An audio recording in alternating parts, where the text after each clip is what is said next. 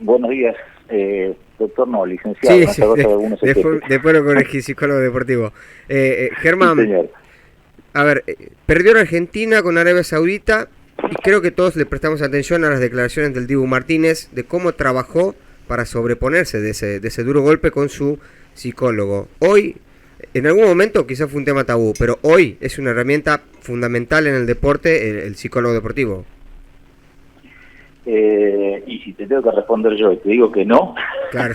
sí, en realidad debería ser una herramienta vital. Lo Sí. que pasa es que, bueno, todavía los psicólogos seguimos bregando porque se termine de instalar ese tipo de situaciones, ¿no? O Uh-huh. sea, estamos todo el día, o están todos los actores del deporte y los protagonistas del deporte hablando de la importancia de la toma de decisiones, por ejemplo, y lo que se entrena habitualmente Uh-huh. no es toma de decisiones, sino respuestas automáticas. Entonces la toma de decisiones hay que entrenarla, y para entrenarla y poder trabajarla con control emocional y, bueno, un montón de cosas más, estamos nosotros. Claro. Aparte, a ver, no solamente por una cuestión de salud mental, porque son personas, ¿no? Los jugadores, los deportistas y demás, sino también porque el impacto en el rendimiento, y esto lo hemos podido ver en los partidos de la selección argentina, aquellos que mejor estaban, con mayor confianza o quizás más estables, si se quiere, emocionalmente, fueron los que mejores terminaron jugando. El rendimiento y la salud mental también van de la mano en este caso. Sin duda, debajo del uniforme deportivo siempre hay una persona, y el problema es que generalmente la psicología, por una cuestión histórica, por decirlo de alguna manera, está asociada a que vos vas al psicólogo si tenés un problema personal. Claro. Y en realidad no debería ser así. Uno a veces va al psicólogo porque necesita descargar, o porque necesita aprender o fortalecer alguna cuestión, o prevenir alguna cuestión. Y en el deporte mucho más. O sea, en el deporte hay un montón de cuestiones que el deportista joven debería ir aprendiendo desde el tema humano, ¿no? Estamos hablando, pensá que en este tiempo se habla mucho de que hay que incluir la inteligencia emocional o la educación Sí. emocional en las escuelas. Imagínate para el deporte, donde hay una situación tan presionante, a veces dramática, ¿no? De vida o muerte para muchas personas, de que si Argentina clasifica o si Argentina no clasifica. Bueno, imagínate lo que le pasa al tipo que está parado sobre los botines. Claro. Eh, Germán, en Argentina, a ver, comparativamente, hablemos con otros países, si quiere con Europa, que a tantos les gusta compararnos con Europa, eh, allá está más habituado el contacto con el psicólogo en el área deportiva que en Argentina. Es decir, acá todavía se resiste un poquitito ese tema. Mira, no podría hacerte un análisis estadístico. Yo siempre digo que si querés mirar dónde estas cosas funcionan mejor, hay que mirar al norte y leer en inglés, ¿no? Hay que trabajar situaciones que tengan que ver con que, bueno, la liga o las ligas del mundo que mayor desarrollo tienen del tema de la salud mental y del entrenamiento mental y demás son las estadounidenses. La NBA, la MLB, no sé, ahora la MLS creo que también está trabajando esto, obviamente el fútbol americano. En Europa hay un desarrollo importante en algunos países, y hay algún desarrollo importante, sobre todo individual, de algunos colegas o algunos espacios. En Argentina se trabaja mucho sobre esta situación, estamos creciendo, pero comparativamente sí, estamos lejos, ¿no? Lejos de algunas cuestiones. De todos modos, salvo de Estados Unidos, donde está un poco más estabilizado el tema y más dentro de la estructura, aún en Europa, uno piensa, no, bueno, los equipos de fútbol de Europa o los equipos de básquet de Europa tienen psicólogos. No, no siempre. Siempre depende de que el club crea en la herramienta, disponga del presupuesto y el entrenador de turno lo avale, lo certifique y lo utilice. No sé, vos mirás la selección española y Luis Enrique habla todo el día el apoyo que tiene de su psicólogo y del psicólogo de la selección española, que era el mismo que tenía en Barcelona y en otros lugares. Jürgen Klopp habla del psicólogo del Liverpool y así, pero son situaciones que tienen que ver todavía, desgraciadamente, más con lo individual y la creencia personal o la confianza personal en la herramienta que con algo que esté instalado. O sea, nadie duda hoy que necesitas en todo equipo un preparador físico. Y muchos años atrás tal vez no lo tenía. Seguro. Germán, ¿cómo le va? Gabriel Fernández lo saluda. Usted sabe que para mí el psicólogo tiene que ser parte del cuerpo técnico, o cada cuerpo técnico tiene que integrarse con también un psicólogo deportivo, porque el fútbol es muchas veces estado de ánimo, esto lo han dicho muchos, pero es una realidad. ¿Y cómo se hace para trabajar en un momento, por ejemplo, de la selección argentina, que se notó un relajo grande en el primer tiempo, en el primer partido, y de inmediato era ganar, o volver a casa frente a México, y obviamente el estado de ánimo ha variado mucho? ¿Y cómo se hace para equilibrar justamente todo esto? En realidad no, o sea, yo digo siempre psicólogo, no mago, ¿no? Sí.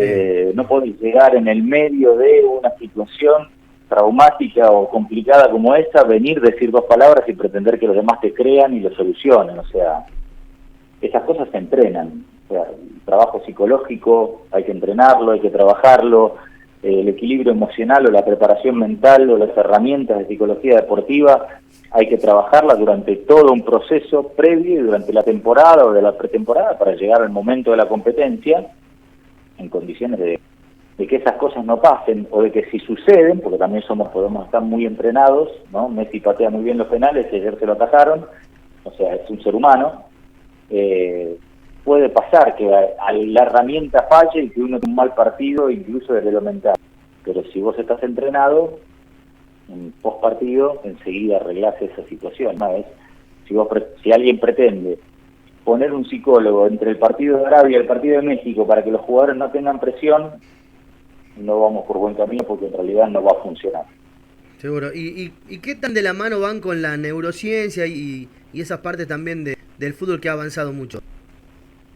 Es que la neurociencia habla se ha mucho de todo lo que tiene que ver con el prefijo neuro en los últimos tiempos, y la neurociencia es el estudio de las funciones que responden que tienen que ver con el cerebro y las cosas cerebrales.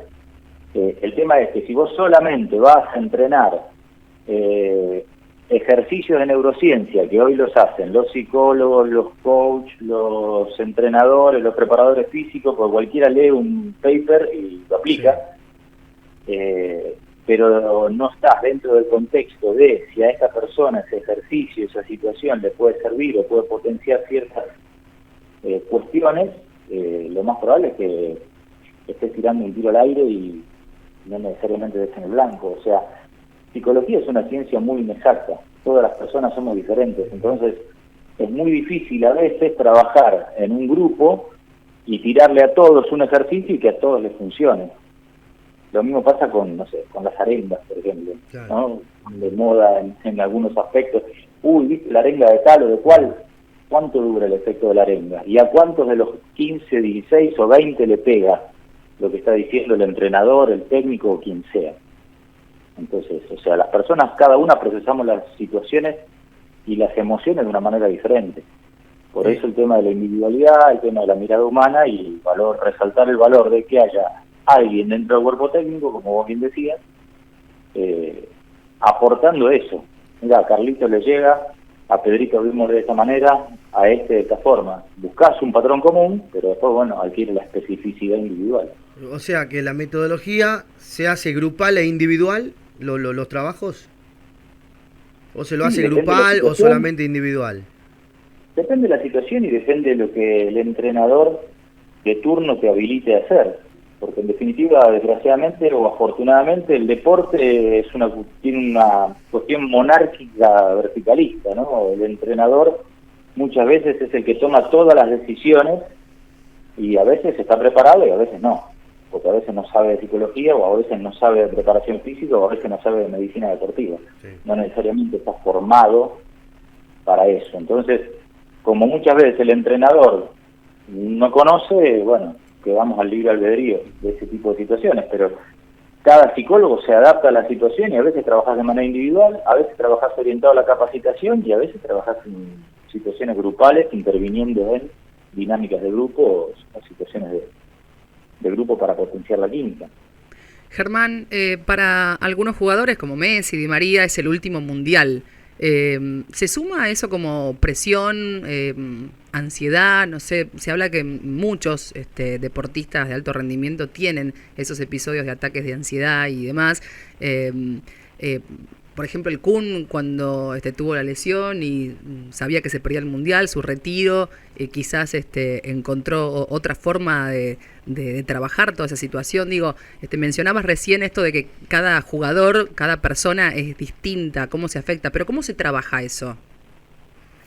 Lo que pasa es que hay que diferenciar, tocaste un abanico muy amplio, ¿no? Una cosa es cómo cada jugador puede procesar una situación de retiro o de que es mi último mundial, o mi último juego olímpico o lo que fuere. Sí. Y después, bueno, qué pasa con los trastornos de ansiedad y los ataques de pánico, que son otra historia que va de la mano de esto, pero que no necesariamente lo tienen todos. ligado. Claro. O sea, el tema del ataque de pánico o el desborde de ansiedad, que se ha incrementado mucho a partir de la pandemia, en cuanto a volumen y a cantidad y a espectro social. Antes estaba reservado a una parte muy pequeña de la población y generalmente eran mujeres de cierta edad, y ahora nosotros cuando estábamos trabajando en inferiores en Vélez, digamos que los chicos, cada vez más chicos y varones obviamente que jugaban al fútbol en este caso, empezaban a tener desbordes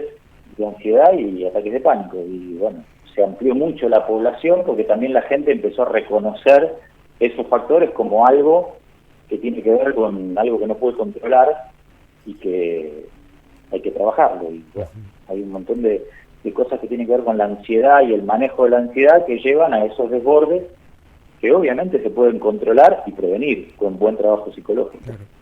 Germán, por último, para cerrar, hemos resaltado con el Mocho el temperamento de Scaloni, que a cada pregunta dice: es solamente un juego, no se termina la vida, mañana seguimos, nos levantamos y es otro día. ¿Eso ayuda, transmite tranquilidad a los jugadores? Sin duda, o al menos es lo que yo pienso, ¿no? Claro. O sea, siempre que trabajo con algún jugador o con algún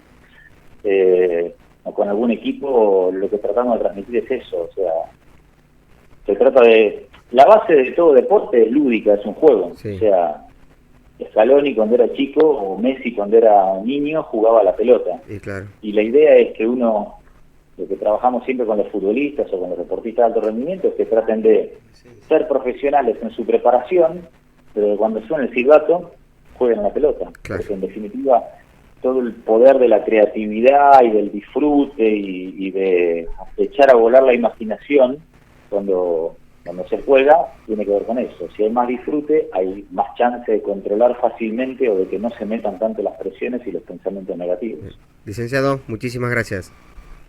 Un placer. Hablamos con el psicólogo deportivo, el licenciado Germán Diorio.